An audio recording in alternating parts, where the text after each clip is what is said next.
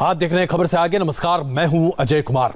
आज की दो बड़ी खबरें जो हम आपके सामने प्रस्तुत कर रहे हैं। क्या लव जिहाद को रोकना या अंतर धर्म शादी में होने वाले धोखे को रोकने के लिए उत्तर प्रदेश में धर्म परिवर्तन कानून लाया जाना चाहिए? क्योंकि जिस तरह से मामले पश्चिमी उत्तर प्रदेश में बड़े पैमाने पर निकल कर आ रहे हैं, ऐसा लगता है कि उत्तर प्रदेश की योगी आदित्यनाथ की सरकार को इस पर ध्यान देना ही पड़ेगा।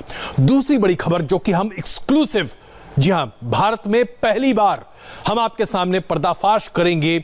चीन ने किस तरह से वुहान में पूरी दुनिया को धोखा दिया, वहां जो कुछ हुआ उसकी तस्वीरें आपको दिखाएंगे, मरते बिलखते मरीज दिखाएंगे, पूरी दुनिया को चीन ने कैसे धोखा दिया कोरोना के मामले पर, यह आपको बताएंगे। धोखेबाज चीन की परत दर परत असली तस्वीर आप देखेंगे पहली बार हिंदुस्तान में, सिर्फ इंडिया टीवी पर। तो आइए आज की बड़ी खबर। सबसे पहले, क्या उत्तर प्रदेश में लव जिहाद एक बड़ी समस्या बनता चला जा रहा है? क्योंकि धर्म को छिपाकर धोखे से शादी करना और उसके बाद प्यार मोहब्बत की वजह से, धर्म की वजह से धर्म को परिवर्तित करना, धर्म परिवर्तन कराना, जिसे एक तरह से लव जिहाद के तौर पर कहा जा रहा है, यह एक बड़ी समस्या बनता जा रहा है।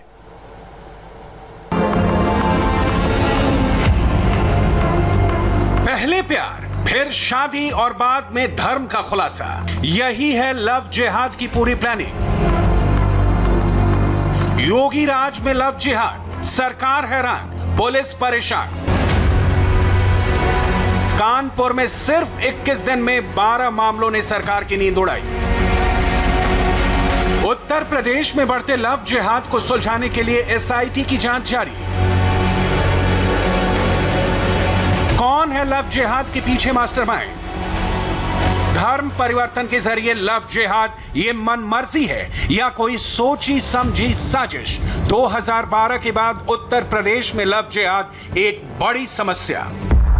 देश भर की बात करें तो केरल, असम, बंगाल, कर्नाटक, महाराष्ट्र में लव जिहाद की समस्या बहुत गंभीर है। लेकिन अब उत्तर प्रदेश में यह समस्या तेजी से पांव पसार रही है।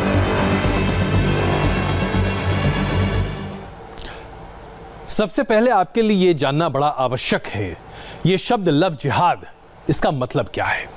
दरअसल हम आपको दिखाना चाहते हैं कि पिछली मोदी सरकार में, यानी कि 2014 से 2019 के बीच में गृह मंत्री रहे राजनाथ सिंह ने संसद में लव जिहाद को सिरे से खारिज कर दिया था। राजनाथ सिंह ने कहा था तब कि देश में लव जिहाद का कोई भी मामला अब तक सामने नहीं आया है।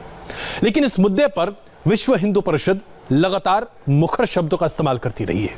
आज हम आपको एक बार फिर अपनी प्रस्तुति से पहले बताना चाहते हैं कि उस वक्त के गृह मंत्री राजनाथ सिंह ने 2014 की एक प्रेस कॉन्फ्रेंस में चलते चलते क्या कहा था, उन्होंने लव जिहाद के बारे में क्या कहा था, यह आपके लिए जानना आवश्यक है। लव जिहाद की आजकल बहुत चर्चा है। आपको क्या लगता है ये कितनी बड़ी समस्या है देश में, या इसको बढ़ा चढ़ा के बताया जा रहा है? आपको क्या लगता है ये है क्या? सर, पांचजनी ने पूरा इसके ऊपर कवर पेज स्टोरी छापी और कहा है कि इसके ऊपर एक बहुत बड़ा मुहिम चल रही है देश में। आप ऐसा नहीं मानते? मैं नहीं, ये है क्या, पहले मुझे इसकी डेफिनेशन समझना पड़े। जाहिर सी बात है, उस वक्त गृह मंत्री राजनाथ सिंह ने इस पूरे मुद्दे को जिस तरह से प्रस्तुत किया, इससे स्पष्ट होता है कि लव जिहाद को लेकर एक धारणा है। कहा जाता है कि लव जिहाद है, लेकिन क्या वाकई में ऐसी स्थिति है? आज पश्चिमी उत्तर प्रदेश में जो स्थिति बनती दिख रही है, उसने उत्तर प्रदेश की योगी आदित्यनाथ की सरकार के सामने एक बड़ी समस्या खड़ी करती है। समस्या यह है कि क्या वाकई में लव जिहाद हो रहा है? ऐसा माना जा रहा है कि लव जिहाद जैसी समस्या बड़ी है क्योंकि 12 से ज्यादा ऐसे मामले सामने आ चुके हैं। कानपुर पुलिस ने एक एसआईटी का गठन भी किया है। कानपुर में पिछले कुछ दिनों में आए एक के बाद एक 12 ऐसे मामले जिन्हें तथाकथित तौर पर लव जिहाद की श्रृंखला में रखा जा रहा है, उसने सरकार की नींद उड़ा रखी है। और सबसे पहले देखिए कि उत्तर प्रदेश की सरकार इस तथाकथित लव जिहाद के मुद्दे पर क्या कर रही है। मेरे नाम का लड़का है जिसने उसने निकाह करके हमारे को व्हाट्सएप भेजा और उसने धमकी दी कि मैं उठा ले जाऊंगा, मेरा कुछ नहीं बिगाड़ पाओगे। कि फैसल नाम का लड़का उसको गुमराह करके और लड़की से पैसा चुरवा करके इस तरह से लड़की को ले गया। बच्चियों का ब्रेन वॉश करके इन बच्चियों को बरगला करके ले जाया गया है। ये उत्तर प्रदेश में लव जिहाद की बड़ी तस्वीर का छोटा सा नमूना है। समस्या बड़ी है, योगी सरकार परेशान है। राजधानी लखनऊ से 90 किलोमीटर दूर कानपुर के इलाके में एक के बाद एक 12 मामले सामने आए। तफ्तीश में सामने आया कि कानपुर में जूहीलाल कॉलोनी में लव जिहाद का पूरा गैंग हिंदू लड़कियों को अपना शिकार बनाने की कोशिश में लगा हुआ है। पिछले कुछ महीनों में कानपुर शहर की 5 हिंदू लड़कियों को मुस्लिम लड़के अपने लव जिहाद का शिकार बना चुके हैं। हैरानी की बात यह है कि सभी लड़के जूहीलाल कॉलोनी के रहने वाले हैं। इनमें से 2 लड़के गिरफ्तार होकर जेल जा चुके हैं। मामले की जांच करने के लिए कानपुर पुलिस ने एक SIT का गठन कर दिया है। कानपुर की जूहीलाल कॉलोनी वही इलाका है जहां के रहने वाले फैसल ने पिछले दिनों शालिनी को फिजा बनाकर उससे शादी कर ली थी। शालिनी ने भी अपने रिश्ते का ऐलान सोशल मीडिया पर कर दिया था, लेकिन अब शालिनी के परिवार का कहना है कि शालिनी को लव जिहाद में फंसाकर उसका ब्रेन वॉश किया है। शालिनी पर फैसल का दबाव है। क्योंकि हमारी बहन को ला करके कोर्ट के सामने बयान क्यों नहीं करा रहे हैं? अगर इनको लगता है वही सही है तो हमारी बहन को ला करके कोर्ट में बयान करा दे। हम ये चाहते हैं कि कोर्ट में वो हाजिर हों।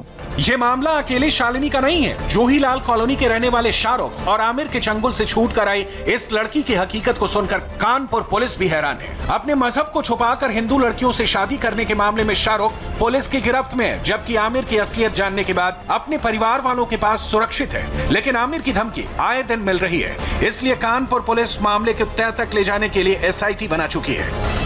इन सब बच्चियों को बरामद किया जाए, उनका कोर्ट में बयान कराया जाए और उसके उपरांत इसमें कार्रवाई की जाए।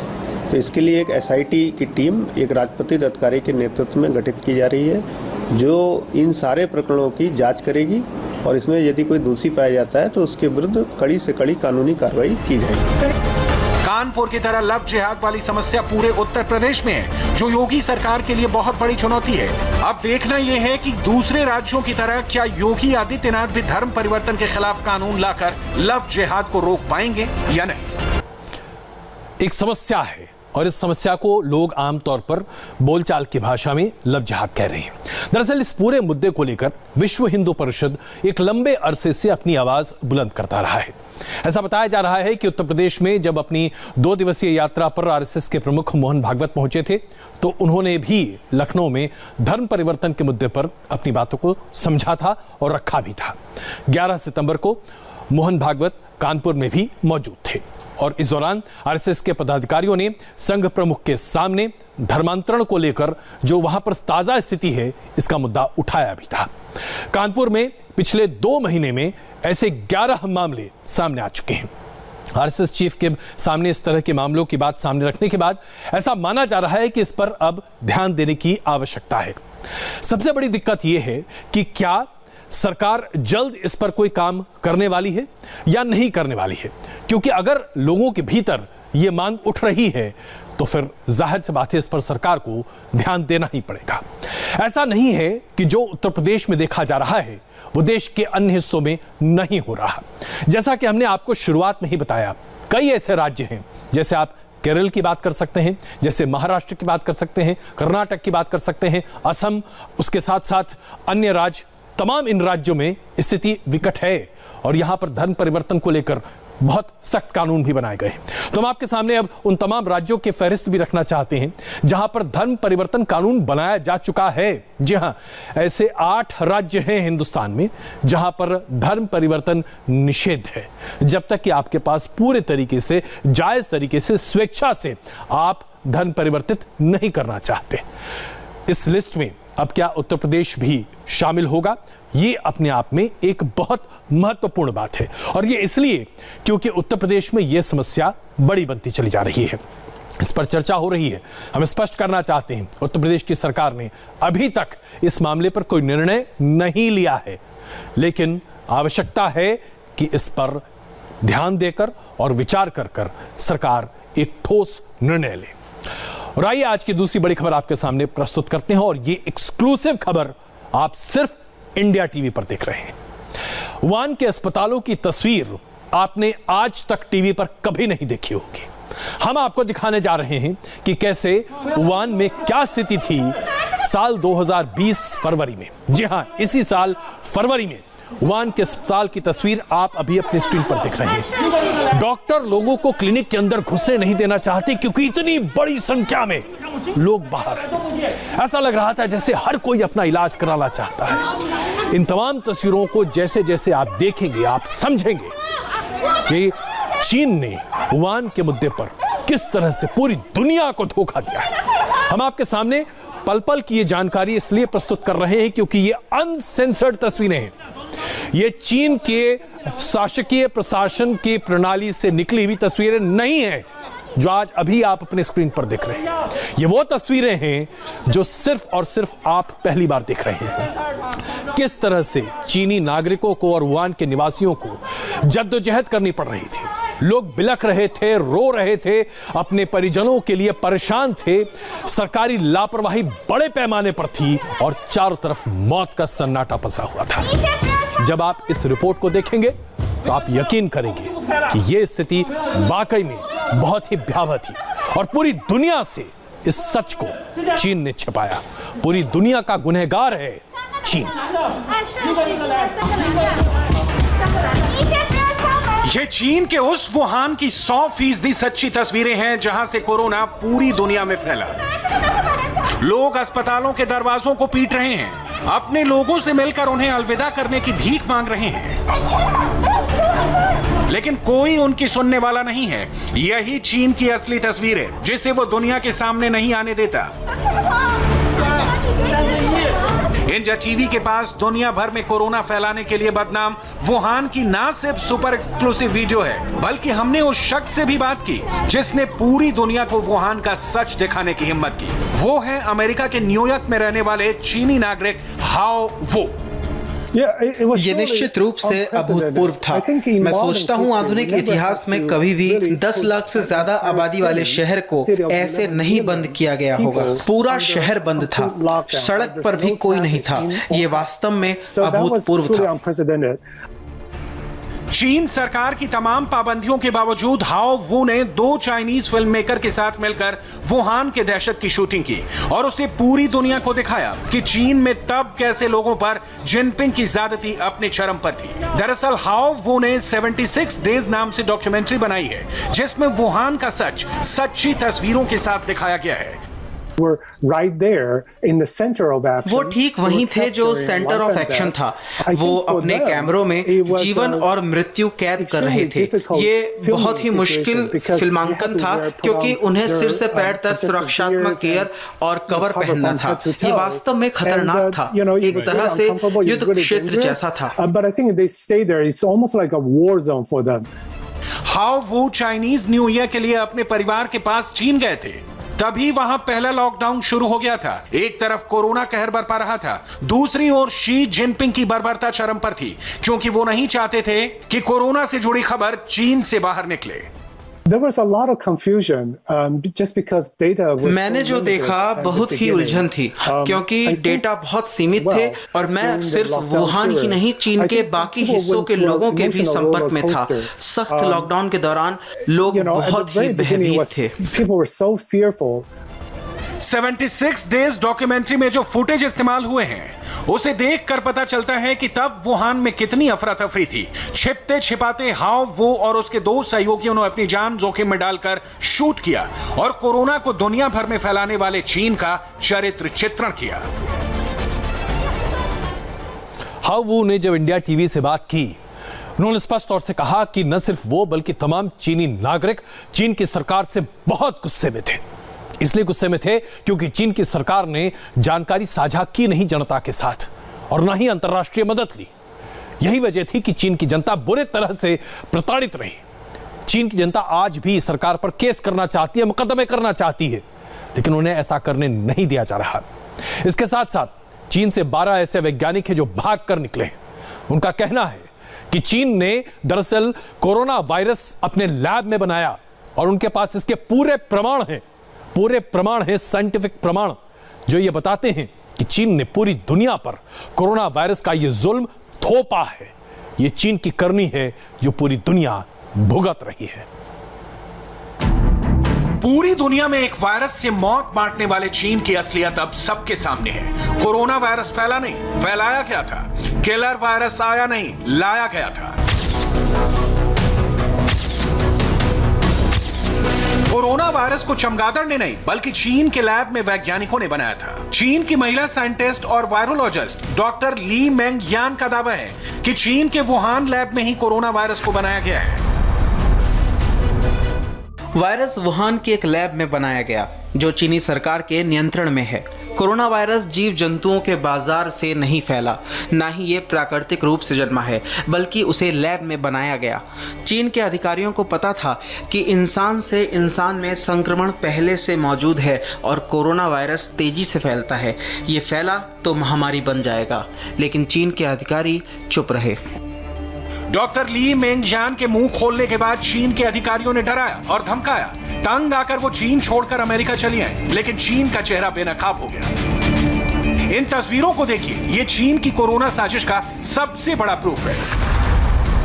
तस्वीर नंबर 1। इस फोटो में वुहान इंस्टीट्यूट ऑफ वायरोलॉजी के साइंटिस्ट एक गुफा में रिसर्च के लिए चमगादड़ पकड़ने गए हैं, लेकिन ना किसी के चेहरे पर मास्क है, ना मुख्य वैज्ञानिक ने ग्लव्स पहने हुए हैं। तस्वीर नंबर 2। इस फोटो में फीमेल साइंटिस्ट चमगादड़ के पास खड़ी है। बैट में 15,000 से ज्यादा खतरनाक वायरस मौजूद होते हैं जो जानलेवा है, लेकिन इसका प्रिकॉशन तक नहीं लिया गया। तस्वीर नंबर 3। ये फोटो लैब के अंदर की है। इसमें एक रिसर्चर फ्रीजर से वायरस बॉक्स निकाल रहा है जो खुला हुआ है और इसने चेहरे को ओपन कर रखा है। ऐसी कई तस्वीरें जो वुहान के सीक्रेट लैब की लापरवाही को एक्सपोज कर रही हैं। चीन की लाख कोशिशों के बावजूद यह सबूत लीक हो ही गया।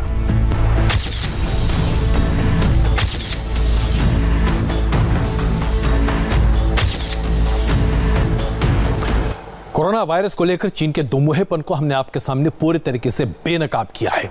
हम आपको अब यह भी बताना चाहते हैं कि कैसे चीन ने कोरोना वायरस का संक्रमण पूरी दुनिया में फैलाने के बाद खुद अपने देश में अब तरक्की के ढिंढोरे पीटने शुरू कर दिए हैं। वहां पर सब कुछ सामान्य हो गया है। कैसे सामान्य हो गया? एक ऐसा देश जहां सबसे पहले कोरोना का कहर आया और अभी तक खत्म भी नहीं हुआ, अचानक कहां गायब हो गया कोरोना चीन से। संबंध में चीन के बारे में जो कुछ न कहा जाए शायद कम होगा। वुहान से जो वायरस कोरोना का निकला उसने पूरे दुनिया भर को तबाह कर दिया। 3 करोड़ से ज्यादा लोग आज भी बीमार हैं। तकरीबन 10 लाख लोग अपनी जान गंवा चुके हैं। जो सबूत सामने आ रहे हैं उससे तो स्पष्ट होता दिख रहा है कि कोरोना चीन की देन है। लेकिन जरा आप चीन की आज की तस्वीर देखिए इन तस्वीरों को। यह है चीन आज, जहां पर रेव पार्टीज हो रही हैं, जहां पर वाटर कैनन्स के साथ लोग खेल कर रहे हैं। हजारों की संख्या में बिना किसी मास्क के, बिना किसी प्रिवेंशन के, बिना किसी दिक्कत के लोग वियर फेस्टिवल मना रहे हैं, रेव पार्टी कर रहे हैं, फैशन शोज हो रहे हैं। ये फैशन शो की तस्वीरें देखिए। किसी मॉडल ने क्या मास्क पहन रखा है? जरा देखिए आप। ये वुहान की तस्वीरें हैं जो हम आपको दिखा रहे हैं और इन्हीं तस्वीरों के आधार पर हम आपके सामने बस एक बात स्पष्टता से सामने रखना चाहते हैं। चीन ने अपने देश में इस वायरस का निर्माण किया, दुनिया भर को प्रताड़ित किया। आज चीन में कहीं कोई दुविधा नहीं है, कोई असुविधा नहीं है और पूरी दुनिया परेशान है। तो चीन के इस दोमुहेपन को आप क्या कहेंगे? चीन ने जानबूझकर पूरी दुनिया को एक बहुत ही बड़े संक्रमण के मुंह में धकेल दिया और अब खुद अपनी मर्जी से वर्ल्ड ऑर्डर को चेंज करने में लगा हुआ है। बने रहिए हमारे साथ, एक छोटा सा ब्रेक लेते हैं। ब्रेक के बाद ड्रग केस में एनसीबी की कार्रवाई, बड़ी खबर इस पर आ रही है।